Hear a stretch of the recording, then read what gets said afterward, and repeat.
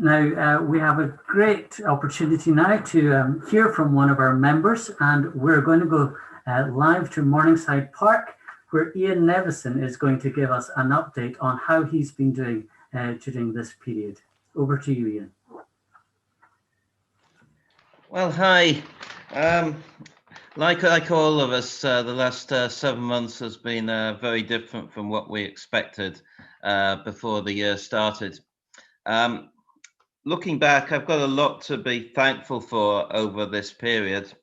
I think what would have happened if this had happened 4 years ago, when my mother was in the latter stages of dementia, and God in his mercy spared us from that happening during the lockdown period.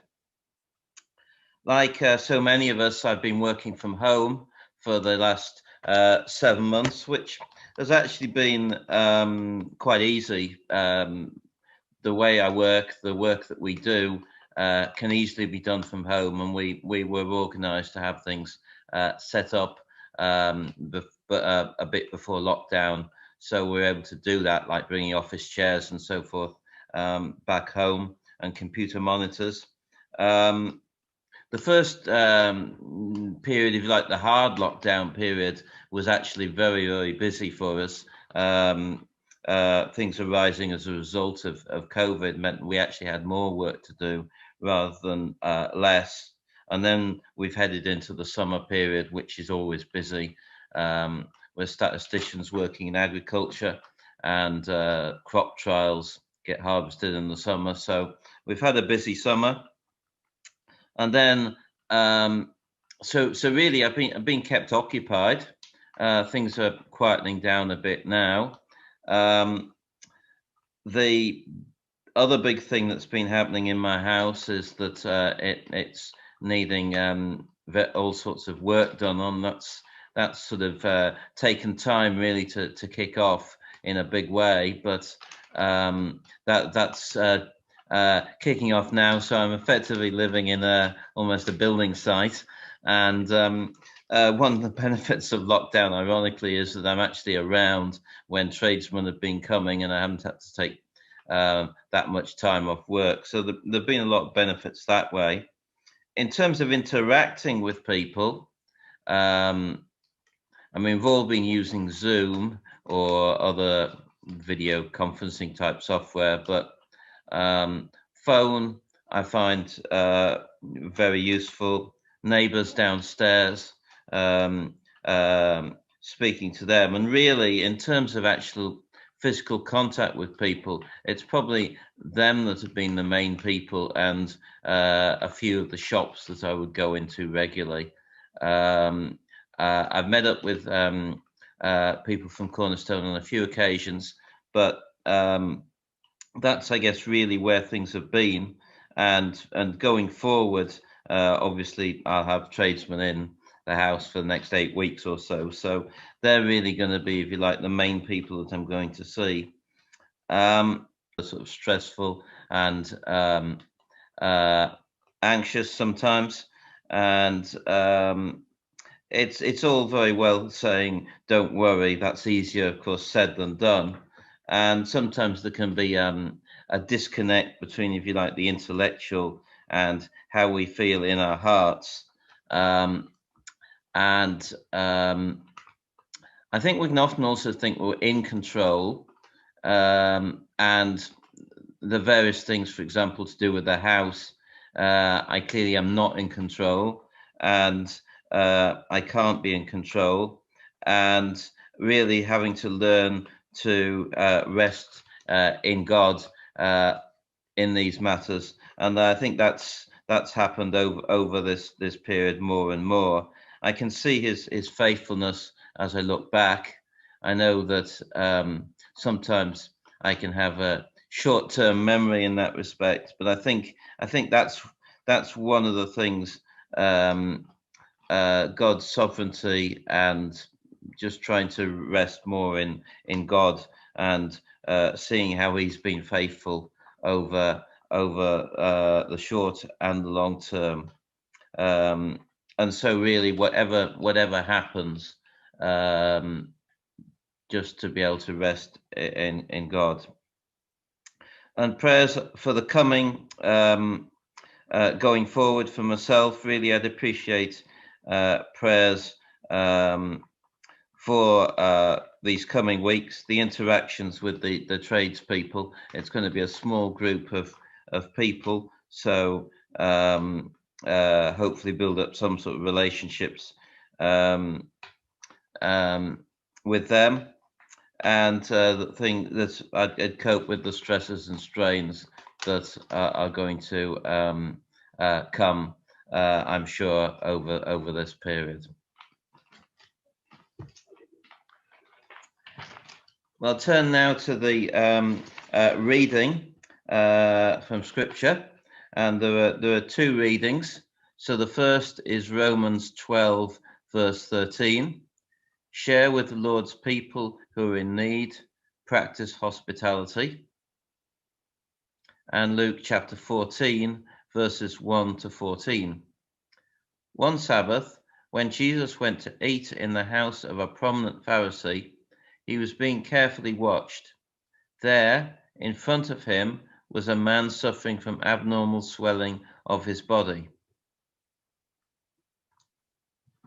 Jesus asked the Pharisees and experts in the law, "Is it lawful to heal on the Sabbath or not?" But they remained silent. So taking hold of the man, he healed him and sent him on his way.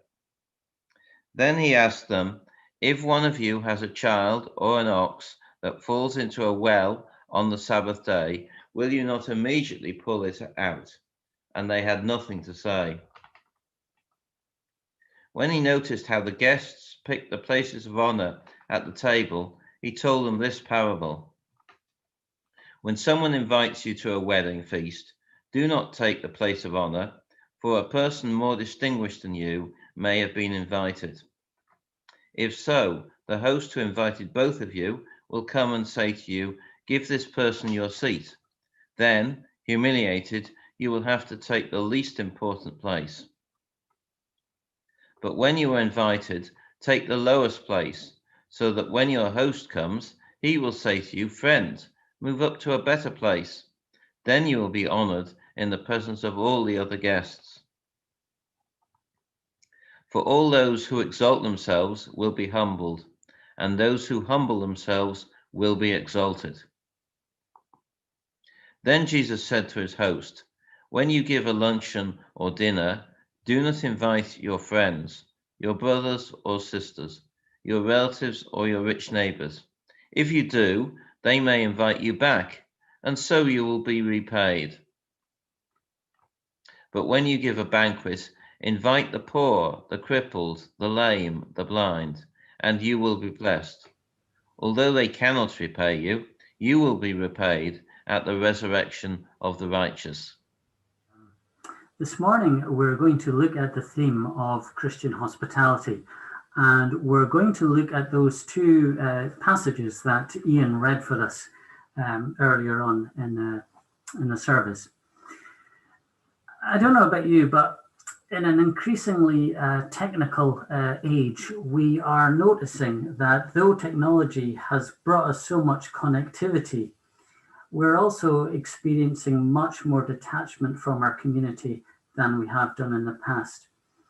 We have windows into the lives of others through social media, but probably we haven't been invited into the house of most of our social media connections in the past 5 years. As a society, we are lacking connections that matter. As a society, we are increasingly isolated and lonely, yet we're a society that longs for meaningful connections. The desire for meaningful connections is something which we all share. It is part of our human makeup to want connection, to want relationships, to want community. As Christians, we also love community and we love to connect with others. We see community and relationships as gifts to be celebrated and enjoyed, but we also see community and relationships as pointers to the God who actively pursues relationship with us. And so This morning, we're going to explore together this idea of hospitality. And to do this, we're going to look and find what biblical hospitality is. Then we're going to think through how hospitality is not an act, but it's who we are, and how hospitality is really a heart matter rather than a home matter. And then finally, just going to think through how we can be hospitable even in a rather inhospitable environment that we find ourselves in. So first off, let's think through what biblical hospitality is. As Cornerstone, we are a church that prizes our community and the people of our community. And one of the best ways we can show this is through hospitality. In that verse we read in Romans 12, we're called as Christians to be hospitable. We are to show hospitality. Now, the hospitality that the Bible encourages was not the hospitality of the great dinner party, where you carefully tablescape and craft the evening to ensure that your guests are astounded by your dinner party repertoire and fall in love with charming and delightful stories about your countless safaris, parties, and nights out. All of this is done so that others know just how wonderful we really are, and to ensure that somehow our guests would feel obligated to assist if ever the need arose, as they had been so wonderfully entertained by us.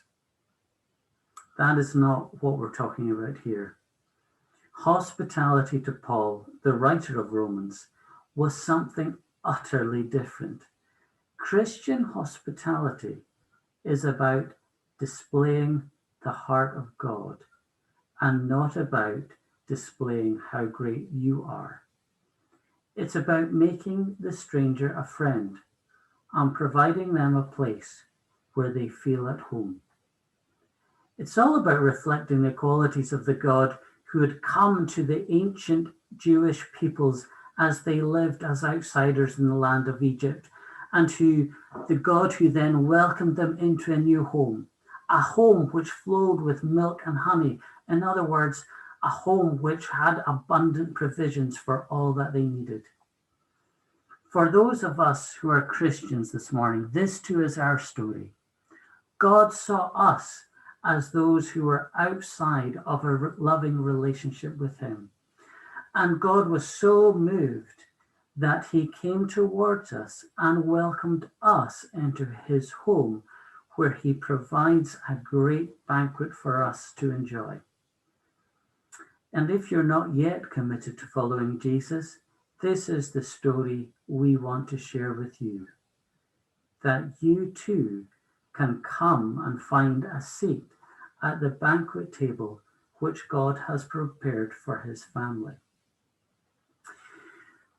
So our Thursday thought, the one thing I really want us to remember is this: hospitality starts in the heart, not in the home. Hospitality starts in the heart, not in the home. To help guide our thinking on how hospitality starts in our heart, we're going to look at that second passage that Ian read for us, and how Jesus taught about hospitality being something not that we do, but something which is about who we are. Jesus taught about hospitality and how hospitality is not a thing we do, but it is more about who we are. So I really want us this morning to look in these two verses in Luke 14. And the two verses are 12 and 14. So let me just read them to us again as a reminder of what Jesus said.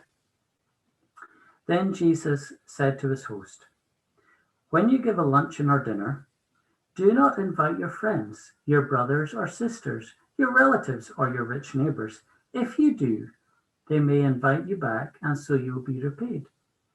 But when you give a banquet, invite the poor, the crippled, the lame, the blind, and you will be blessed. Although they cannot repay you, you will be repaid at the resurrection of the righteous." The passage that was read to us is all about Jesus at a party. surrounded by great food and some exclusive guests. You can just imagine the smug feeling that the host felt when Jesus accepted the invite to the party. Jesus is pretty broke. He's not going to bring great gifts, but he's got that stardust quality about him, which will help persuade a few more significant folks to show up for me at my party. Alas, Jesus turns into a really uncomfortable guest. First off, he has a go at the guests for all trying to take the best seats. Then the passage we read is all about his rebuke to the host regarding his guest list. Jesus takes the man to task for not inviting the poor, the lame, the crippled, and the blind. Rather, he has filled his home and his guest list with the folks who are just like him and who he could use for his own benefit now or in the future. You see, the Pharisees' struggle, the host of that party struggle, is our struggle today too. How many of us have internally constructed a guest list so that we would benefit ourselves in the long run? Oh, I want to make a connection with her because I hear that she's really good at babysitting. But this friend is really good at DIY, so let's invite them around. Let's get to know them so they can help me put up that shelf which keeps falling down. Or I really find this person easygoing and great to be around. Let's invite them rather than fill in the blank about the awkward guest, which causes a bit more effort on your part. But you know, when we act like this, we're objectifying people. We're using them. We're treating them like some kind of vending machine. I put my money in, and let's see what I can get out of them. We need to turn from this way of thinking and acting and aim to live in such a way where we reflect God's generous and loving character, where we don't manipulate people or use them like tools for our own happiness, but where we honor all people and recognize their worth. As God's children, we must remember we had nothing to offer God and that God chose to love us generously, not because of any benefit to him, but simply because he loved us. If you're a Christian this morning, you may instinctively get this, but still struggle to reflect it. Our struggle is the same as the Pharisee. I like the people who are like me. I want to hang out with my friends and family, and that is good. And yes, there's absolutely a place for that.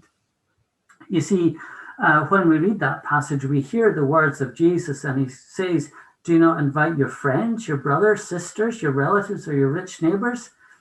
And we think, what? Is he just wanting us to hang out with all the people that we don't like, that we're not like, that we're far from? No, he's not demanding that we cut off friends and family, because we know that Jesus loved his family and loved hanging out with his friends at the dinner table.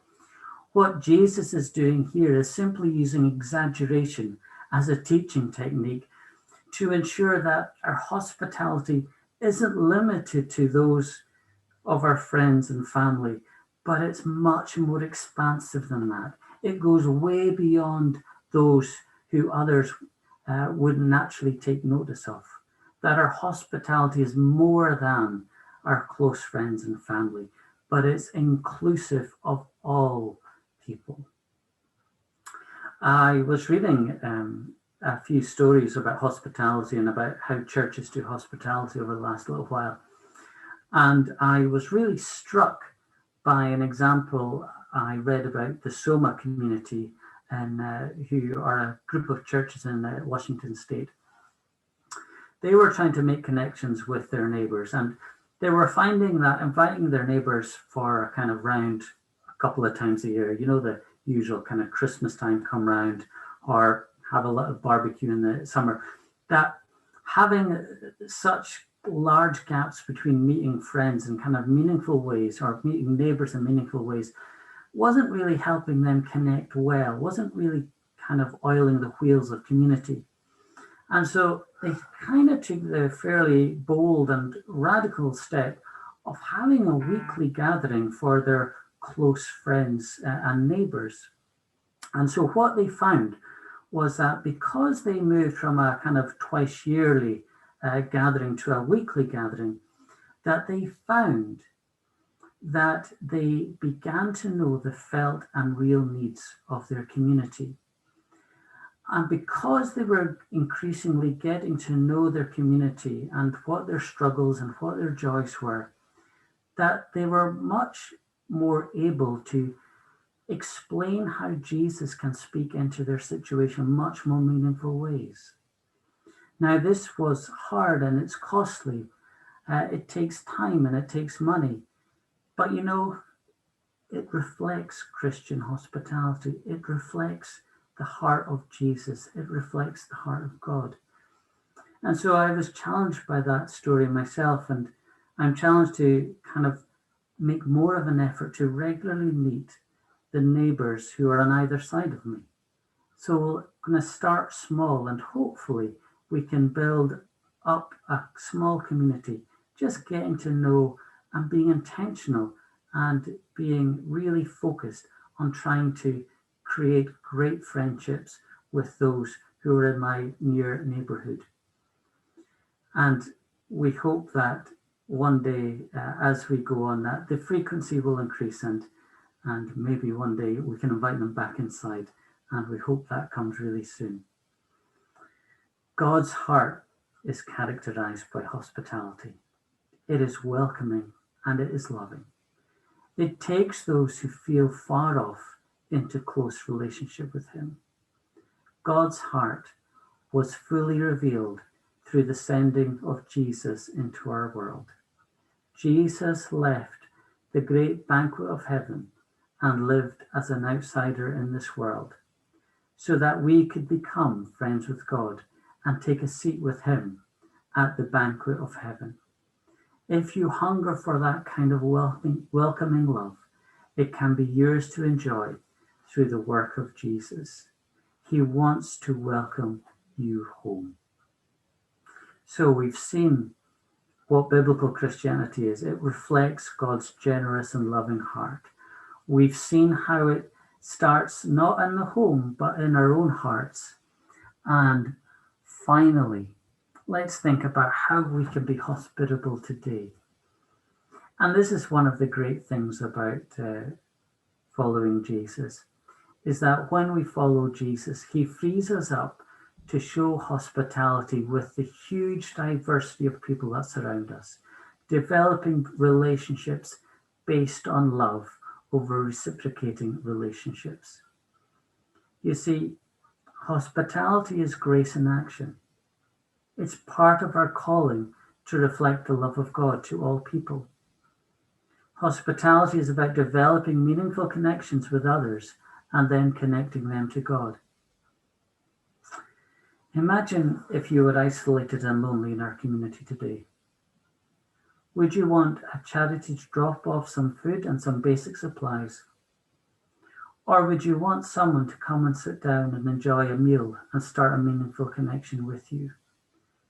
Our calling as Jesus' followers is to do more than simply write checks, but it is to make meaningful gospel connections. All around us, there are opportunities for connections, even within COVID. When you go for a coffee with a colleague, or you go and say hello to the new person at work and invite them for a coffee, you are building friendships, but you're also on mission. When you're a good neighbor and take that extra moment to enjoy their chat, even when you're rushing around trying to get off to your next appointment, when you're doing that, you are living in God's mission. You are preparing the way for them to connect with Jesus. As you go for a walk with your friend, you are making connections and connecting them to Jesus. When we serve others, let's be careful not to treat outsiders as projects to be completed, but friends to be enjoyed. We're not looking to provide our own lives with meaning or accomplishments in an act of horizontal transcendence. When we see all others as equals and as friends, we have begun to grasp what biblical hospitality is. For some of us, though, Christian hospitality might not be an inconvenience, but it might simply be impossible at this time.